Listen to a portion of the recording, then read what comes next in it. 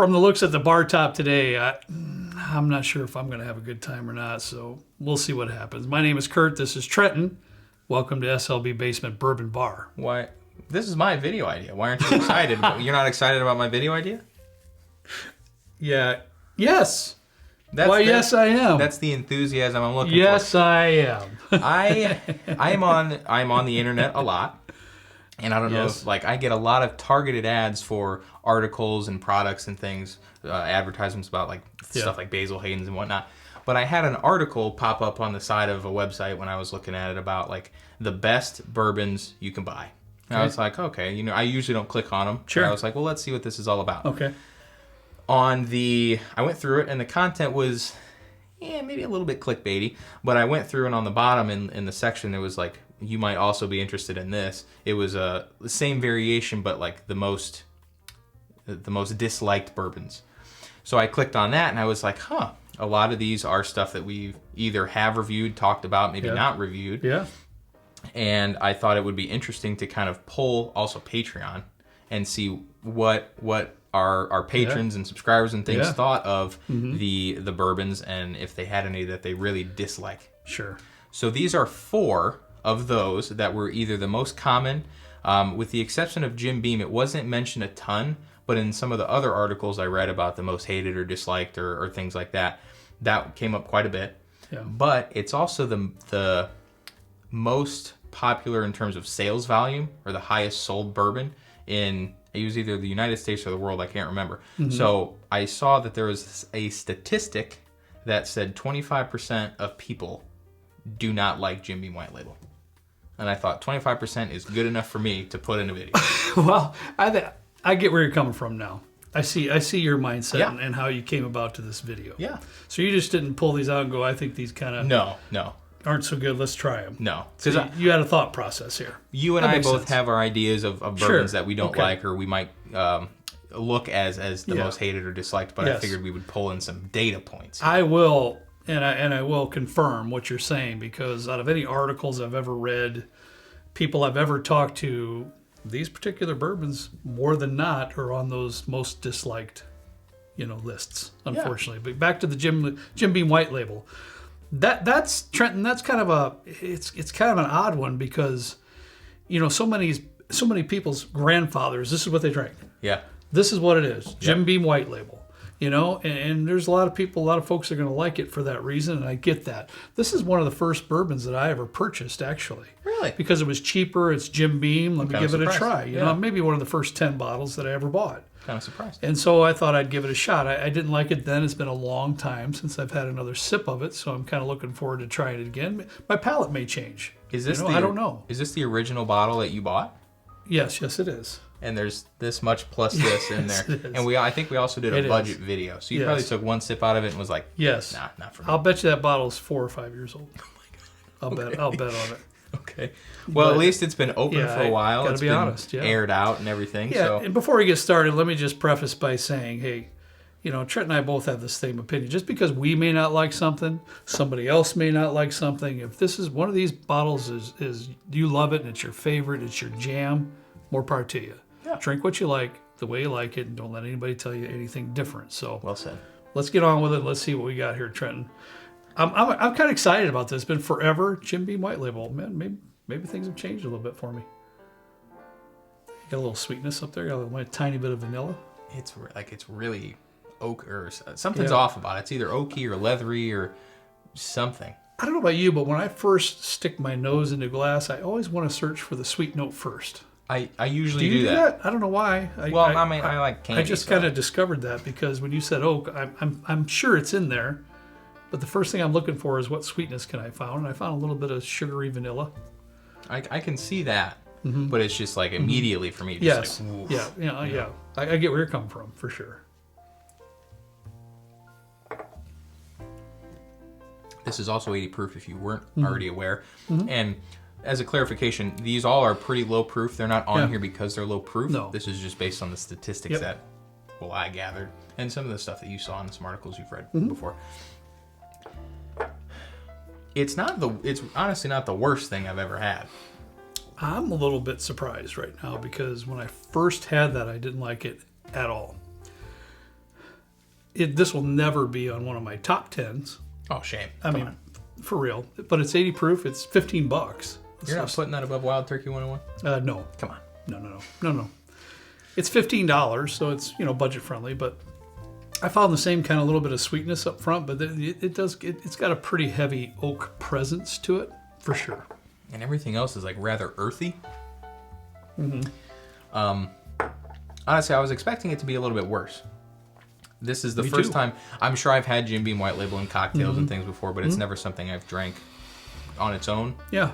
I'm sure we've done a video at some point, maybe that I was in that I forgot. Yeah. But It's all right. Not the worst. I mean, a little bit of sweetness, oak leather. Yeah, that's what it is. So yeah, not too complex. I think this one, Trenton, I don't know. It's been a long time. This is one of the first ones I ever had in a restaurant. Oh, you got your mom and I were in Arizona, and I said, I'm kind of new. I don't even know what to order. And she said, why don't you try Basil Hayden's, which actually is a pretty good recommendation for somebody that really hadn't been into it. Yeah. And so I haven't had it much, but Basil Hayden's, I think it's a little bit of a bad rap, but it's expensive for what you get. And that's the point. It's 80 proof still. I think it's a good beginner. I do think of all that stuff about it, but it is $35, $38 here. Pretty sure, almost $40. 30 something, maybe even pushing 40. I think this is also, it's either 80 or 86, 80 proof. Also coming from Jim Beam, but the biggest complaint that I saw, and this bottle came majority from the folks in Discord, Patreon subscribers, that kind of thing. And the common complaint is that the price you pay for the value you get is just atrocious. Yeah. From what, like, this as a $20 bottle, from what people said, would have been a really good bargain. Okay. Because it's, a little bit higher, maybe more of like a craft step above Jim Beam White Label. Okay. Tack on $5, maybe you're getting somewhere. Okay, I can understand that argument. That's for sure. But it's been a while though. Let me see. Oh man, I also haven't. I've had the subtle smoke and the red wine and the toasted and the dark rye and stuff. I don't think I've ever had the regular one. Yeah, I've had it a few times. It's all right. I mean, to me, it's a little bit thin. It's a little bit weak in the flavor department, but there's nothing bad. I wouldn't say there's nothing in there that I would say, oh, that's awful. No. There's not much oak presence there, especially compared to the Jim Beam White Label. But there's just not a whole lot. It would take me a while to really try to... There's a little bit of some light sugary sweetness there. There's just not a lot going on. It's not really complex. I would expect maybe a little bit more for the price point. And I could see the argument there. Would I buy another one? No. I would, however, maybe recommend this to some beginners. Possibly. But preface it with saying, okay, there's better options for cheaper, but Basil Hayden's comes highly recommended as like a more of a beginner-friendly kind of thing. Yeah, and I can see why it's a beginner. Yeah. Because, your flavor is... Everything about it is not going to blow you out of the water. The proof is low. There's no strong flavors in there. There's no strong oak presence there. It's like the LaCroix of bourbon. There you have it. That's the best analogy I can think of, to tell you the truth. That's perfect. The LaCroix. If you like LaCroix, minus the bubbles, you might love Basil Hayden's. You might. I'm just saying. All right, let's move on to this. I have no idea what this.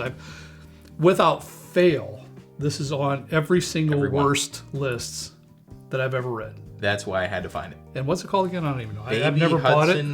Hudson Baby Bourbon Whiskey. Okay. I'm reading the label.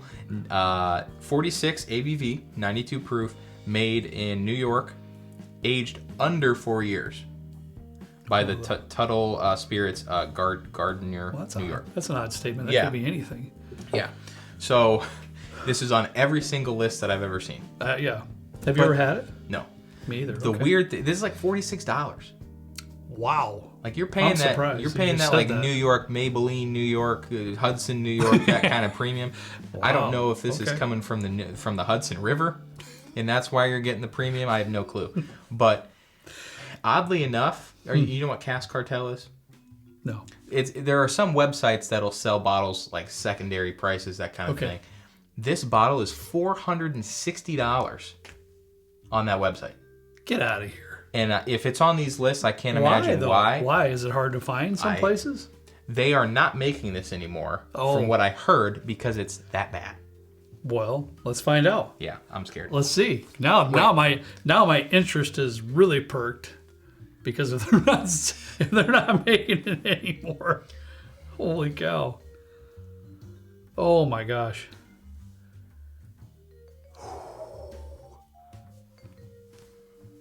That has to be some of the worst aromas I've ever smelled in a bourbon in my lifetime. Really? That's horrible. I don't hate it. Oh, dude, it's horrible. It's kind of like a pencil shaving rotten prune. Okay, hang on. It's kind of you went with pencil shavings, all right? And it was kind of in my brain. It's kind of like it's approaching the nose of a heavily peated scotch. Oh. But in a not so good way. So when you mentioned the pencil shavings, remember the connection that was made with Lafroig and pencil shavings, and the aromas and things like that? That's kind of what my thought process went to. My eyes went across the way. That's where my shelf is of my peated scotch over there. And it's kind of like a crappy attempt at a peated scotch nose. Yeah. Well, set the glass down. We're not going to try it just yet. I have some preparation that we're going to do. Oh, no. No, what are you doing? What are you doing? Babe, what's he doing? What are you doing? All right. You ready? I am absolutely not ready for that. Have you ever had a pour that big? That much? You poured the Thomas Handy that I brought down here. I know. But no, I never poured. Have you ever been at home and done that? No. I've seen some on Instagram. Some folks, man, they notch that up there. Good for them. I don't personally. No, I don't either. I like to have smaller ones. 1 ounce possible. I'm usually about where like the bulge starts to go back up. I try like the 1 ounce because I like to bounce around a little bit. I don't want to tank out on one whiskey. If I'm going to drink that night, I want 2 or 3 different ones. Well, let's see if you want to tank out on some baby Hudson. Oh, I can only imagine. Let's see. Kind of smells like Corner Creek.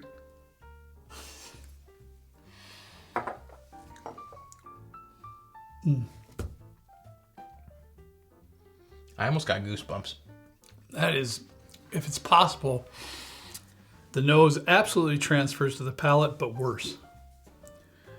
Dude, it is like the most bitter, unpleasant You almost said coffee, didn't you?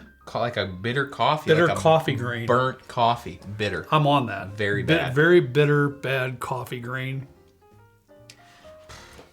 $460 on a secondary? Get out of here, man. Oh, I hope people don't buy that. That is so bad. I hope people don't buy this. There's absolutely no sweetness that I can find in there whatsoever. It's extremely earthy, bitter coffee, horribly cooked mushrooms. And I like mushrooms. I mean, dude, burnt mushrooms maybe. There was this I'm saying, I'm being legit. This is a true story. There was a mushroom in my yard, like don't eat it. This big. No, I cooked it up. I took it out of the yard. Not. I did. You can ask Michelle. Oh my god. It was massive. I was told that you could eat these. So I took it out. Who told you that? Like a mushroom steak. The internet. Making like a mushroom steak. I'm sure it wasn't a portobello. No, it wasn't a portobello, but it wasn't like one of these like. It was a yard mushroom. Probably. I put some butter on it and I burnt it and I tasted it and it tastes somewhat similar to this. There were holes in it, so I'm sure there were worms or maggots in there. I imagine it probably did. It probably did taste like this. This has to be Hudson. Legit, I'm thinking bitter coffee grains and burnt mushrooms. It just tastes really young, but also like there's something wrong with it. It's like if you were to drink pen ink. I can't do that again. This is worse than I'm going to go on a Creek. limb because when you're clipping on 60, sometimes it takes you about you folks that are on my age bracket, you understand. It takes you about 20-30 minutes to remember everything about everything. What you're trying to say. But I have to go out on a limb and say that's the worst bourbon I've ever tasted. I'm with you. Is there anything else you can think of that I don't know of anything else that could be worse than that I've had? I feel like it would be this in first place for the worst. Corner Creek and Hill Rock. Hill Rock would be my 3. Now worst. that my particular Hill Rock Solera age was god awful. A lot of people said it might have been the cork thing or whatever going on. I don't know, but those are the two. That would be the battle right there for me.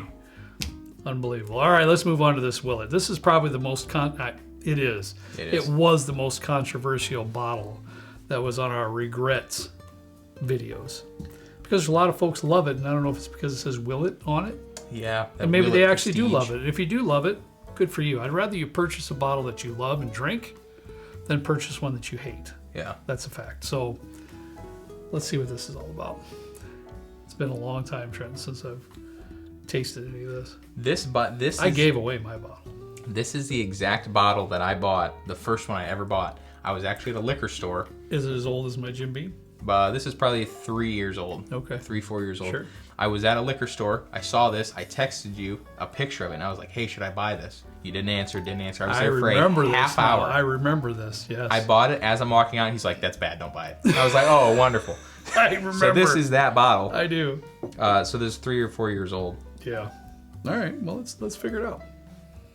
I will say that there's some folks out there that are saying now the juice has changed. It's different. Really? In the Willett pot still. And somebody I would actually respect. I would respect their opinion. Said that. Oh, they did? Okay. In a video. Another YouTuber. But since that's old, we don't have a new one. Maybe that's another video. If you want to see that video, if you want to see new pot still versus old pot still, I'm going to look out for one. I'll be interested. Let us know. It's sweet on the nose, a little bit butterscotchy, but also... It is. A little sweet. I almost said toilet seat. That's not right. It's almost like... It's weird because it's like grassy, a little bit like hay, but also if you've left your laundry in the washing machine too long after you wash it. Oh, yeah. We've done that a time or two, haven't we, honey? A few times. Yeah. Well, I have some... My dryer broke. It smells like propane when you run it, or kerosene for some reason. I took it apart. I didn't fix it, but so we haven't dried anything, and we have something in the washing machine that's a little bit damp that smells very similar to this, minus the sweetness. If you toss a couple butterscotch chips in there and rerun the load, let it sit there, I'm sure it would have similar aspects. There you have it. I can't say anything to that. I'm just going to stop right there. I got nothing more than that. One takeaway, I like the sweetness on the nose. I will say that. Mm-hmm.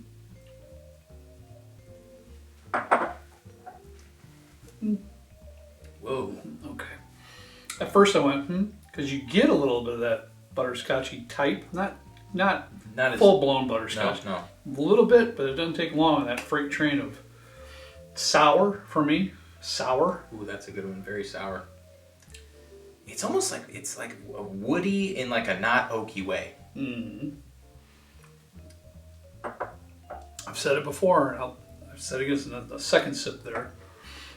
Right on the front of the palate, I get a little bit of sweetness there, kind of butterscotchy a little bit, but then it runs really sour. And then for me, I always get like a cedar note there for the wood note. It's like a raw cedar. You know, it's based on like. You biting into cedar? Yeah, working 1 by 2. in different houses and stuff. You see the cedar closets. Remember your house? Oh, Your old house. You had some cedar closets. So take a hunk out of that puppy. That's kind of what I get on the back end of this, for me. That's so weird that it's like that sour, almost like a sour milk kind of vibe with some grass, very dairy like, or things you would associate with a cow, like dairy grass. I don't know.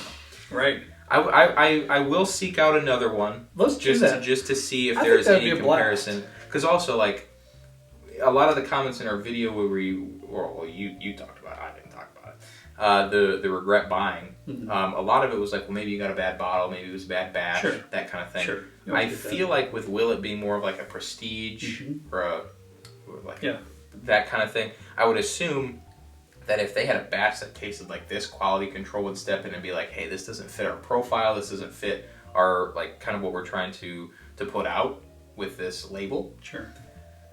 So I'll look for another one, just to and buy it and Let's see kind of what it is. I think these are like $65. I'll say this: if the new one's better, I'll reveal my source and who said. Another YouTuber friend of mine who said, "Buy it, try it. You won't be disappointed." I will seek it out, and we'll do a video on it. Yeah, let's do it. All right, that's all we got for you today. Hey, take a moment in the comments. Let us know what your worst bourbons are. On the bottom of your list, We might even do another crowdsourced video Yeah. based on the comments. Yeah, we You never probably know. will. I'd love to read that and see what your lists are. All right, that's all we got for you today. Thanks so much for watching.